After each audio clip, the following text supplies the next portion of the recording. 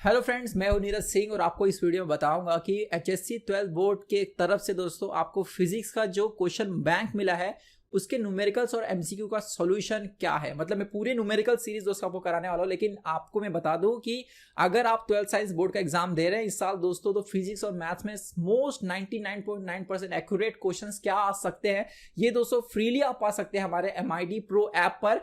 दोस्तों play store से MID Pro app download कीजिए और साइन अप करने के बाद होम स्क्रीन पर दोस्तों संभव बैच ज्वाइन करके जो मतलब एब्सोल्युटली फ्री है, वहां से दोस्तों आप ये सारी पीडीएफ पा सकते हैं। और एक बार इन क्वेश्चंस के थ्रू गो थ्रू हो गए और आपने सारे क्वेश्चंस कर लिए, ये उनके लिए दोस्तों जिनकी पढ़ाई हो चुकी है या जो चाहते हैं जिनके जो चैप्टर छूटे हैं उनमें से मोस्ट एक्सपेक्टेड क्वेश्चन करके जाए, तो दोस्तों इन पीडीएफ में सारे क्वेश्चंस इंक्लूडेड है।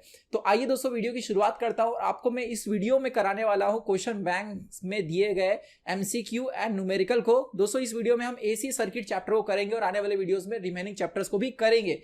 तो आपका बिना समय गवाए दोस्तों इस वीडियो लेक्चर की शुरुआत करता हूं और आइए समझते हैं सबसे पहले उन एमसीक्यूज को। टोटल 7 एमसीक्यू दोस्तों इसी सर्किट में आपको क्वेश्चन बैंक में दिया गया है, उनके सॉल्यूशन को समझाऊंगा आपको। वैसे क्वेश्चन बैंक में दोस्तों एमसीक्यू का आंसर तो दिया है लेकिन एक्सप्लेनेशन नहीं दिया है, और न्यूमेरिकल्स दोस्तों आपको मैं 1 by 1 सारे यहां पर कराने वाला हूं। तो एसी सर्किट दोस्तों जो चैप्टर है उसमें सबसे पहला जो न्यूमेरिकल है, सॉरी जो हमारा एमसीक्यू है वो है an electric current in an LC circuit at resonance is called.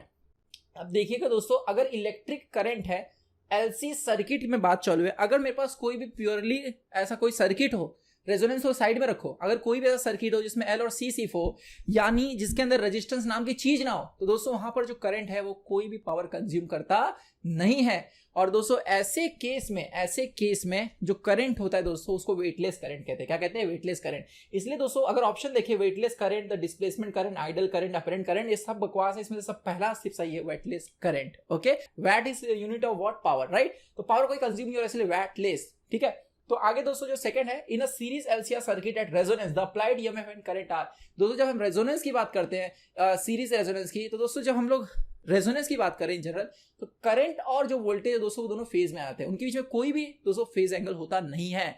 तो इसका आंसर है दोस्तों इन फेज। लेकिन रुको, देखो अगर एमसीक्यू घुमा दिया जाए, रेजोनेंस हटा दू वर्ड, क्या हटा दू? रेजोनेंस वर्ड हटा दू, और मैं पूछूं सीरीज एलसीआर में फेज क्या होता है वोल्टेज और करंट के बीच में, तो आंसर है डेटा इज इनसफिशिएंट। उसके लिए दोस्तों आपको एक्सएल एक्ससी आर की वैल्यू दी होगी तो ही कंप्यूट कर सकते हो।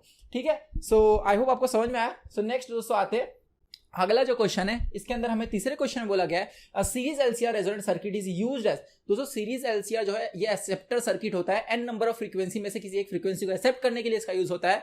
तो इसका आंसर है दोस्तों अ पोटेंशियल डिवाइडर, गलत। अ रेडियो वेव ट्रांसमीटर, बकवास। A source of displacement current, ये भी कुछ भी है। A tuning circuit in a television receiver set, yes, ये this is the right answer to receive particular frequency. Okay, AC voltage is applied to pure capacitor and voltage across the capacitor। Pure capacitor की बात चले दोस्तों, pure capacitor में current जो है lead करता है वोल्टेज को, मतलब वोल्टेज लैग करता है। तो वो देखो क्या पूछा गया, हो सकता है एग्जाम में यहाँ पे करंट लिखा हो, तो लीड लैग में कंफ्यूज मत होना। लैग मतलब पीछे होना, लीड मतलब आगे होना। तो वोल्टेज लैग करता है, voltage across the capacitor lag the current by the phase of π/2। π/2 is the right answer. So पीछे एक बार चला जाओ, या तो इसका सही आंसर है दोस्तों ऑप्शन डी, π/2। आइए अगले एमसीक्यू पे आते हैं, which is MCQ number 4 and 5। दोस्तों आई एम सॉरी, ये थर्ड और फोर्थ था, तो अभी आएगा दोस्तों फिफ्थ एंड सिक्स्थ। तो फिफ्थ एमसीक्यू में पूछा गया पैरेलल एलसी रेजोनेंस सर्किट। दोस्तों पैरेलल वाला जो एलसी सर्किट होता है उस पे रेजोनेंस पे इंपेडेंस इनफाइनाइट हो जाता है, मतलब वो पर्टिकुलर फ्रीक्वेंसी को रिजेक्ट करता है, एज एन ओपन सर्किट काम करता है। तो ये दोस्तों ऐसा रिजेक्टर काम करता है, मतलब ऐसा फिल्टर, पर्टिकुलर फ्रीक्वेंसी को रिजेक्ट करने के लिए, एज फिल्टर करने के लिए यूज होता है। तो इसका सही आंसर दोस्तों एज अ फिल्टर सर्किट। याद रखिएगा, पैरेलल पूछा, सीरीज कंफ्यूज मत होना दोस्तों। A tuning circuit in a television receiver set, ये दोस्तों एलसीआर वाला था, series LCR, I'm sorry series LCR. Okay, a transformer और रेक्टिफायर तो बकवास चीज है। सही आंसर है दोस्तों अ फिल्टर सर्किट। तो अगला क्वेश्चन दोस्तों 6 वाला, an electric bulb operates 10 volt DC. जो भी दोस्तों आपको इन जनरल वोल्टेज या करंट दिया होता है वो आरएमएस होता है। ये बाय डिफॉल्ट आपको याद रखना है, पूरे चैप्टर में यही कन्वेंशन है। Okay, if the bulb is connected to an AC source and gives normal brightness मतलब उसी लेवल जैसे दे रहा था पहले। Okay, then peak value of the source is, peak value is always √2 times VRMS। तो दोस्तों यहाँ पे VRMS 10 है, √2 यानी 1.414। तो पीक वैल्यू मतलब Vmax। सो यहाँ पर मैं जो है आपको लिख के दिखाऊं तो शायद आपको बेटर समझेगा। आई होप दोस्तों आप समझ रहे हैं अच्छे से। इसके बाद दोस्तों एक आखिरी एमसीक्यू बचेगा जिसे हम सॉल्व करेंगे, एंड देन उसके बाद हम लोग मूव करेंगे न्यूमेरिकल के ऊपर। ओके, सो सी, जैसे मैंने आपको बताया Vmax is equal to √2 times VRMS। तो √2 दोस्तों होता है 1.414, VRMS दिया है 10 से मल्टीप्लाई करो, you will get 14.14 volt, which is option number B is right answer for this MCQ. Let's see last MCQ which is MCQ number 7। दोस्तों MCQ number 7 में हमें बोला गया है a coil of resistance, what is meaning of coil? Combination of inductor and resistance together is known as coil. इसका मतलब ये नहीं कि दोनों हमेशा कॉइल बोलेंगे, कॉइल के अंदर ये दोनों चीजें होती है, ठीक है। कॉइल और ट्यूबलाइट में यूज होता है, जो कॉइल के अंदर दोस्तों दोनों चीजें होती है, मतलब इंडक्टर भी होता है और रेजिस्टेंस भी होता है। तो कॉइल ऑफ रेजिस्टेंस 300, सॉरी ये रेजिस्टेंस के लिए दी गई है 300 ओम एंड इंडक्टेंस L दिया गया है 1 हेनरी, और आगे बोला गया is connected across N alternating voltage of frequency 300/2 pi hertz. तो दोस्तों हमें फ्रीक्वेंसी दिया गया है, frequency 300 divide by 2 pi what hertz. Therefore phase difference between the voltage and current in the circuit is phase difference between voltage and current. तो दोस्तों इसके लिए आपको इंपिडेंस ट्रायंगल बनाना पड़ेगा। कैसे बनेगा इंपिडेंस ट्रायंगल? देखिएगा दोस्तों, जो रेजिस्टेंस होगा उससे हमेशा जो इसका रिएक्टेंस होगा दोस्तों इंडक्टर का, वो 90 डिग्री लीड करता है। तो ये दोस्तों जो ट्रायंगल बनेगा इसे इंपिडेंस ट्रायंगल कहते हैं, और इसमें जो फी रहेगा यही आपको निकालना है। तो दोस्तों ट्रायंगल में 10 फी की फॉर्मूला लगाओ, अपोजिट अपॉन एडजेसेंट, राइट। तो दोस्तों एक्सेल कैसे निकलेगा? XL is 2 pi F L, तो 2 पाई एफ दोस्तों 300/2 पाई, एल इज 1 दिया गया है, तो आंसर आ गया दोस्तों 300, यूनिट क्या होगी? ओम, ओके, रिएक्टेंस की। तो दोस्तों एक्सेल का आंसर आ गया 300, आर ऑलरेडी 300 दिया है, दोनों ओम में है, कैंसिल होकर आंसर 1 आया। तो 10 फी का आंसर 1 है दोस्तों, तो फी कितना होगा? कौन से एंगल के लिए 10 फी 1 होगा? फी मस्ट बी 45, तो आंसर है दोस्तों इसका 45 डिग्री। इस तरह दोस्तों हमने सारे एमसीक्यू कर लिए। आइए अब मैं आपको एक एक करके सारे न्यूमेरिकल कराता हूं, और सारे न्यूमेरिकल आप फटाफट एग्जाम में सॉल्व कर सकते हैं, इतना अच्छे से बताऊंगा दोस्तों। आइए नेक्स्ट क्वेश्चन पे चलते हैं, which is numerical number first, which can be asked for 1 marks. And question है a charge 10 microfarad capacitor is connected to 81 milli henry. Milli micro में कंफ्यूज मत होना, मिली मतलब 10⁻⁻3, माइक्रो मतलब 10⁻⁻6। तो दोस्तों यहां पर हमें सी दिया हुआ है, और हमेशा सी दोस्तों बहुत कम होता है, माइक्रो में ही होता है, और जो एल होगा ना मिली में होगा, ठीक है। What is the angular frequency of the free? ऐसा नहीं हमेशा मिली में होगा, बट हमेशा सी जो है दोस्तों बहुत कम होता है। Angular frequency of the free oscillation of the circuit, free oscillation resonance की बात चल रही है, ओके। या तो ना फ्री ऑसिलेशन मतलब रेजोनेंस की बात चल रही है, एल और सी दिया गया आपको। एंगुलर फ्रीक्वेंसी मतलब एफ नहीं, बहुत लोग दोस्तों इस क्वेश्चन में गलत करते हैं, एंगुलर फ्रीक्वेंसी बोला गया और एफ निकाल के आते गधों जैसा। एंगुलर मतलब ओमेगा, एंगुलर फ्रीक्वेंसी मतलब ओमेगा पूछा गया है, इसलिए क्वेश्चन इंपॉर्टेंट है दोस्तों। ओमेगा इक्वल टू क्या होगा? 1/√ऑफ एल। सी एल पुट करो, सी पुट करो, you will get the answer. तो दोस्तों मैं आपको यहाँ पे कैलकुलेशन दिखा देता हूँ, आप सब मास्टर होंगे ही कैलकुलेशन में, लॉग भी लेना आता ही होगा। तो 1/√LC, एल की वैल्यू 81 × 10⁻³ 10⁻³ क्यों? क्योंकि दोस्तों यहाँ पर मिली था, मिली मतलब 10⁻³ और माइक्रो मतलब 10⁻6। तो आप पुट कीजिए, you will get the answer. इसके लिए लॉग लेने की जरूरत नहीं, सीधा निकलेगा। 81 का रूट 9 बाहर 9, और ये पूरा सॉल्व करो, 10⁻⁻ × 10 10⁻² × 10⁻6 10⁻8 10⁻8 का रूट क्या होगा? 10, मुझे पता है मैं बहुत जल्दी बोल रहा हूँ क्योंकि आपके पास टाइम कम है। 10⁻8 का दोस्तों रूट होगा 10⁻4। 9 1/9 कितना होता है? 0.1111। 10⁻4 को ऊपर लो, 10⁻4। तो दोस्तों ये हो जाएगा, एक 10 पावर दोगे तो 1.11 × 10⁻3 रेडियन पर second is unit of omega. तो आगे बढ़ते हैं दोस्तों अगले क्वेश्चन की तरफ, और see this question, if the peak value of an alternating EMF is 15 volt, peak मतलब मैक्सिमम दिया गया है, what is the mean value? Average value पूछा। Average value is friends 2/π times V max. तो यहां पर दोस्तों कुछ करना ही नहीं है, सीधा फॉर्मूला यूज होगा, E average equals to 2/π × E max. तो बस ई मैक्स वैल्यू पुट करो, you will get the answer. 1 marks के लिए पूछ सकते हैं। अगला क्वेश्चन है दोस्तों कि a series LCR circuit has resistance 10 ohm and reactance is 7√2। It is very important question actually. इसमें दोस्तों सीरीज LCR बोला है, मतलब हमारे पास L है, हमारे पास C है, हमारे पास R है। R की वैल्यू 10 ओम दी गई है, और रिएक्टेंस बोला गया है। तो दोस्तों किसका रिएक्टेंस? दोनों का कंबाइंड दिया गया है, ये इसमें इंपॉर्टेंट, दोनों का कंबाइंड। अब दोनों में कौन बड़ा कौन छोटा नहीं पता, जैसा कि दोस्तों हमें पता है कि आर को अगर हम हॉरिजॉन्टली प्लॉट करें तो reactance due to inductor 90 degree lead करेगा और ये 90 डिग्री लैग करेगा एक्सी वाला। तो अगर हम लोग ऐसा मान ले कि एक्सी छोटा है, क्या मान ले? एक्सी क्या है? एक्सएल से छोटा है। तो दोस्तों ये वेक्टर ऊपर, ये वेक्टर नीचे, फेज डिफरेंस सब्ट्रैक्ट हो जाएगा, ठीक है। वेक्टर कंसेप्ट से वेक्टर जैसा हम लोग ऐड सब्ट्रैक्ट कर सकते हैं, ठीक है। सो यहां पर और यहां पर दोस्तों ये आर हो गया, इसमें से ये घटाओगे तो जो नेट वेक्टर बनेगा उसको मैं ऐसे ड्रॉ करता हूं एक्सएल माइनस एक्ससी। तो दोस्तों ये जो ट्रायंगल बना ये नेट इंपीडेंस ट्रायंगल है। तो आपसे क्या पूछा गया यहाँ पे, व्हाट इज द इंपीडेंस, मतलब नेट इंपीडेंस पूछा गया है जेड। तो दोस्तों जेड होगा बाय पाइथागोरस थ्योरम, ये ट्रायंगल में पाइथागोरस लगाओ, 90 डिग्री है। You will get R square plus XL minus XC का होल स्क्वायर। और याद रखना आगे आने वाले क्वेश्चंस में जब जब एलसीआर सीरीज होगा उसमें इंपीडेंस की फॉर्मूला यही होगी, रट लो इसको, डायरेक्ट यूज कर सकते हो। तो दोस्तों यहाँ पर एक्सएल माइनस एक्ससी ये आपको दिया है, मतलब नेट दिया है, एक्सएल माइनस एक्ससी ये है नेट, रिएक्टेंस दिया है, मतलब दोनों का डिफरेंस दिया है। तो आइए मैं दोस्तों आपको सीधा बता देता हूँ कैसे सॉल्व करना है, पता ही दिया ना, आप क्या बताऊं। तो इसमें आर के लिए डालो, एक्सएल माइनस एक्ससी डालो, you will get the answer, so simple, ठीक है। तो कंसेप्ट मैंने एक्सप्लेन कर दिया, फॉर्मूला आया कैसे, एग्जाम में फॉर्मूला डिराइव करना है ट्रायंगल बना करके, याद रखना, पहले बता रहा हूं तभी फुल मार्क्स मिलता है। और कॉइल ऑफ रेजिस्टेंस डायरेक्ट भी यूज कर सकते हो, लेकिन टीचर थोड़ा खुश रहता है कि ट्रायंगल वगैरह बनाते हो तो। और resistance of 10 ohm and inductance of 100 milli henry and capacitor of variable, capacitor variable है, उसका वैल्यू कुछ भी हो सकता है, are connected across 20 volt and 50 hertz AC supply. इसका आंसर दोस्तों क्वेश्चन बैंक में गलत दिया है, सही आंसर बता रहा हूं क्या है। At what capacitance will resonance occur. तो दोस्तों एफ की फॉर्मूला आपको मालूम की रेजोनेंस फ्रीक्वेंसी की 2 पाई 1/2 पाई रूट एलसी, सी पूछा जा रहा है सी। तो दोस्तों रूट एलसी को ऊपर लेकर आओ और एफ को नीचे लेकर आओ, दोनों तरफ स्क्वायर करो, you will get LC equals to 1/4 pi square F square. तो एल को अगर नीचे लेके आऊं तो ये होगा सी की फॉर्मूला, इसको याद रखो, बार बार यूज होगा पूरे आगे के क्वेश्चंस में। तो दोस्तों इसके अंदर हमें क्या करना है, एफ पुट करना है, एल पुट करना है, पाई के लिए 3.14 डालो, आंसर आ जाएगा आपका। कैसे आएगा देखो, यहाँ पे कैलकुलेशन दिखा देता हूं आपको मैं। तो यहाँ पे मैंने डायरेक्टली दोस्तों फॉर्मूला शो किया, कैसे सिंप्लीफाई करके मैंने आपको समझा दिया। वैल्यू सारे सब्स्टिट्यूट करो, you will get the answer. याद रखिएगा दोस्तों एग्जाम में गलत क्या होता है, जब भी आपको ये सब दिया होता है ना मिली, तो उसको इधर ही कन्वर्ट कर दो हेनरी में, ताकि एग्जाम में ऐसा ना हो कि मिली को 10⁻³ लिखना आप भूल गए, ऐसा होता है बहुत बार, तो इस चीज को याद रखिएगा। तो दोस्तों अगले क्वेश्चन की तरफ बढ़े। तो अगला जो क्वेश्चन है बहुत ज्यादा स्पीड में करना है क्योंकि आपके पास टाइम कम है। तो दोस्तों find the current in a circuit consisting of a coil and a capacitor in a series with AC. Coil मतलब what is meaning of coil मतलब इंडक्टर, उसके सीरीज में resistance is connected across capacitor in series, मतलब LCR हो गया ना रे, LCR हो गया। एंड दिया गया है source of 110 volt RMS voltage दिया गया दोस्तों।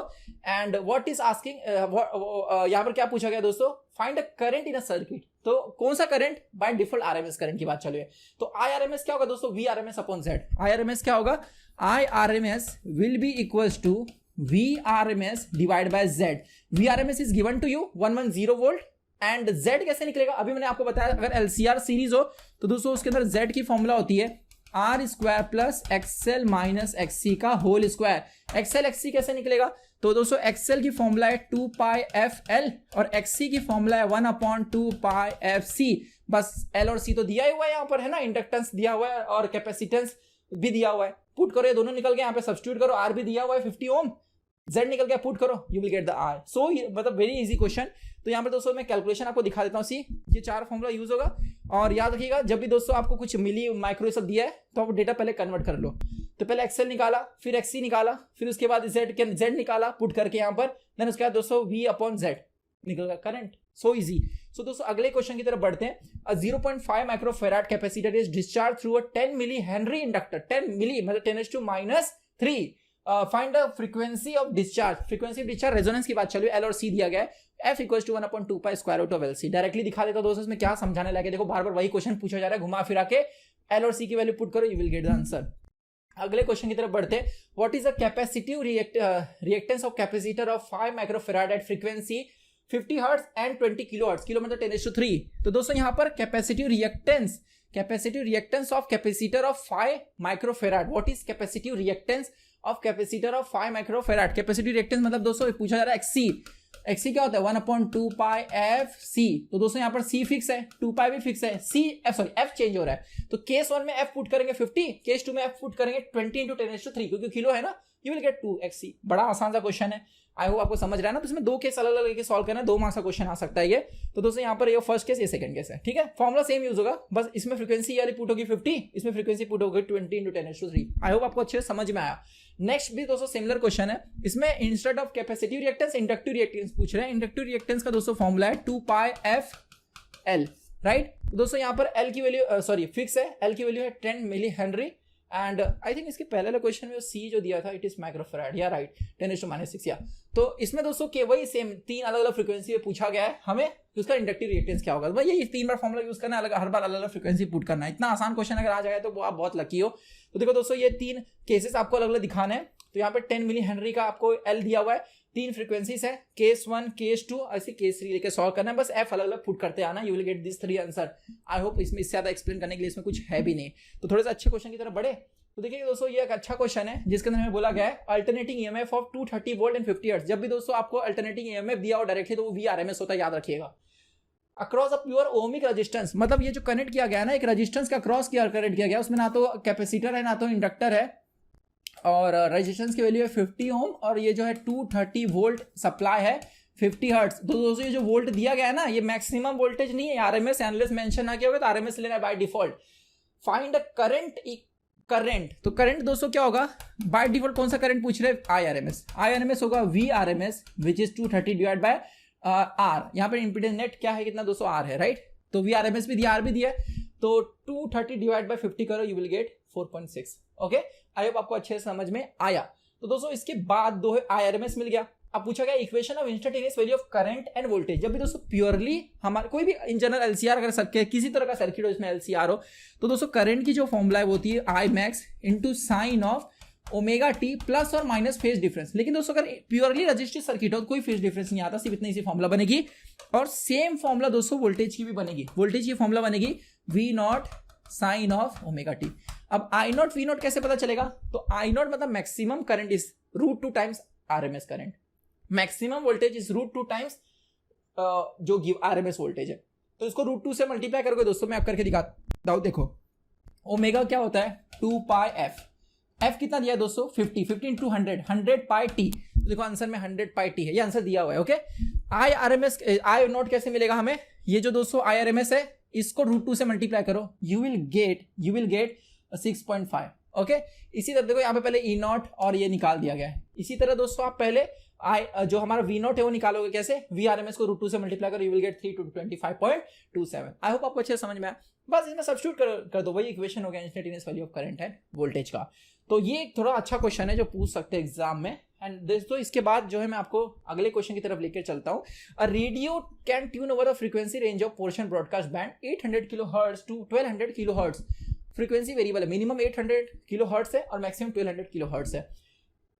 इफ इट्स LC सर्किट, मतलब रेजोनेंस सर्किट की बात चले, ऑब्वियसली रेडियो स्टेशन है, रेजोनेटिंग सर्किट है वो LC सर्किट है, has an effective inductance of 1200 milli henry.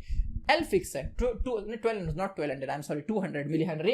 And what must be the range of its variable condenser, C की value पूछी जा रही है। वेरिएबल कंडेंसर क्यों, क्योंकि फ्रीक्वेंसी यहाँ पर वेरिएबल है, उसके हिसाब से जो C है दोस्तों वो वेरी करेगा इस सिचुएशन में। ओके, तो दोस्तों आप सबको मालूम है कि C की फॉर्मूला क्या होगी। जैसे हमको पता है कि F equals to 1/2 pi root LC, फिर वो दोनों इसको यहाँ लाने का स्क्वायर करने का, तो you will get C equals to, याद है मैंने बताया था पहले आपको, बोला था आगे भी यूज होगा, L into F square. Okay, तो इसके अंदर दोस्तों अगर हम लोग F की वैल्यू पुट करें 800 into 10⁻3, you will get C का पहला वैल्यू। उसी तरह दोस्तों 1200 मतलब मिनिमम रेंज पुट करो उसके लिए देखो C क्या है, मैक्सिमम रेंज पुट करो उसके लिए देखो C क्या है। लेकिन अगर आप सबसे छोटा वाला F पुट करोगे तो आपको C सबसे बड़ा वाला मिलेगा, और सबसे बड़ा वाला F पुट करोगे तो C सबसे छोटा वाला मिलेगा। ऑब्वियसली ना डिनोमिनेटर में तो F जितना बड़ा C उतना छोटा, राइट। तो मैं आपको कैलकुलेशन सीधा दिखा देता हूं, बाकी फॉर्मूले में एक्सप्लेन करने लायक तो कुछ ज्यादा है नहीं। तो दोस्तों इस वाले फॉर्मूले में आप देखेंगे तो यहाँ पर मैंने डायरेक्टली फॉर्मूला लिखा हुआ जो आपको दिखाया अभी। तो पहले F की वैल्यू जो है बड़ी वाली पुट की गई 1200 वाला, छोटा वाला पुट किया गया, which is 800 into 10⁻3, and you will get 198 pico farad. Pico means दोस्तों 10⁻⁻, यहाँ पर 15। ओके, देन उसके बाद दोस्तों जो है नेक्स्ट जो है हमारा 1200, ये वाली कैलकुलेशन दिखा देता हूँ। 1200 वाला अगर आप पुट करोगे kilo hertz, so you will get 88 pico farad. ठीक है, तो बड़ा वाला पुट करने में छोटा वैल्यू और छोटा वाला पुट करने में बड़ा वैल्यू, तो रेंज क्या हो गया 88 से लेकर 198 पिको फैराड। तो आई होप आपको समझ में अच्छे से, बड़ा आसान सा क्वेश्चन था दोस्तों ये। एंड दोस्तों इसके साथ जो है सारे क्वेश्चंस यहाँ पर एंड होते हैं, जितने भी क्वेश्चंस बैंक में दिए गए थे। जल्दी हम लोग दोस्तों नेक्स्ट वीडियो में मिलेंगे अगले चैप्टर के साथ। Thank you so much. Channel पर अगर नए हैं वीडियो को लाइक जरूर कीजिएगा, चैनल को सब्सक्राइब जरूर कीजिएगा। All the best for your exam.